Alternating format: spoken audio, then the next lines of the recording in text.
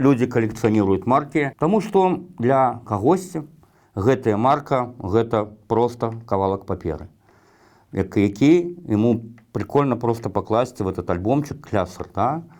Кто-то цікавіцца гісторыяй і таксама збірае паштовую марку як частку гісторыі, як частку какого-то гістарычнага этапа.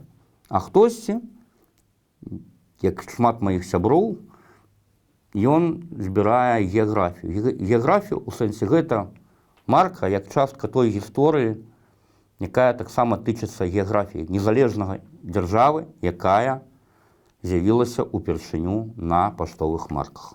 І я таксама так пачаў збіраць маркі. Больш нават, чым 40 гадоў назад я прыйшоў у гурток філатэлістычны в савецкай школе, ну і пачаў збіраць маркі. Спачатку это былі нейкія самалёцікі, это былі нейкія караблікі, потым знакамітыя людзі. Ну, а зараз збіраю амаль увесь свет. Маю калекцыю, не ведаю, 50 тысяч, можа 100 тысяч паштовых марак, якія ёсць у мяне ў калекцыі. Вось, да, некаторыя мне кажуць, што ёсць 3 версіі пра тое, чаму людзі збіраюць паштовыя маркі. Хтосьці, як я, яны пачалі збіраць гэтыя маркі з дзяцінства, з 5-6 год, з 10. Хтосьці лічыць гэтыя маркі грашовай інвестыцыяй. Пра грашовыя інвестыцыі, дарэчы, мне рассказывали гісторыі у савецкі перыяд, што гэта была адна з самых пасля золата і нерухомасці, гэта была з самых крутых інвестыцый паштовыя маркі і манеты. Калісьці так сапраўды гэта была такая гісторыя, што можна было ўкласціся у гэтыя рэчы. Ну і трэці варыянт, як той анекдот пра збіральнікаў, гэта пра тое, што людзі хворыя. Анекдот гаворыць пра тое, што Вася пайшоў да сваёй суседкі Кацькі нешта там парамантаваць, а яго жонка Маша крычыць праз дзверы: «Эй ты, сифилитик, ему дозвон, иди домой». І ён ей адказвае: «Дура, я не сифилитик, ему дозвон, я філатэліст і нумізмат».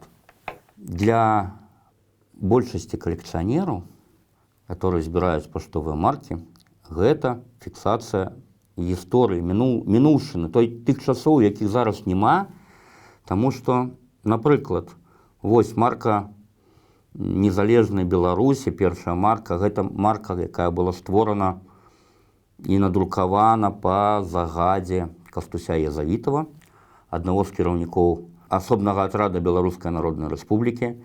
І гэта марка, здавалася б, гэты кавалак паперы з малюнкамі людзей, ён быў надрукаваны не ў Беларусі, ён быў надрукаваны па загадзе гэтага чалавека у незалежнай Латвіі, у Рызе, але ён таксама стаў сімвалам нашай незалежнай дзяржавы, нашай незалежнай Беларусі, як кавалак гісторыі. І гэтыя маркі сталі такім сімвалам, што вось з'явілася на мапе свету незалежная Беларусь. Вось гэтыя маркі атрада Беларускай Народнай Рэспублікі. Глядзіце, шмат хто з праўладных гісторыкаў кажуць, што БНР не існавала, што гэта ўсё выдумка, што гэта зроблена па загадзе нямецкага генштаба. Але вось, бачыце, вось кавалак паперкі, гэта марка, як сімвал дзяржавы, як сімвал таго, што вось яна дзяржава, Беларуская Народная Рэспубліка. Вось на ёй ёсць людзі, ёсць апранутыя беларускія народныя строі, гэтыя мужчына і жанчына, якія адлюстраваны на гэтых паштовых марках. І гэта ёсць сімвалам той дзяржавы, той Беларускай Народнай Рэспублікі, пра якую мы ведаем.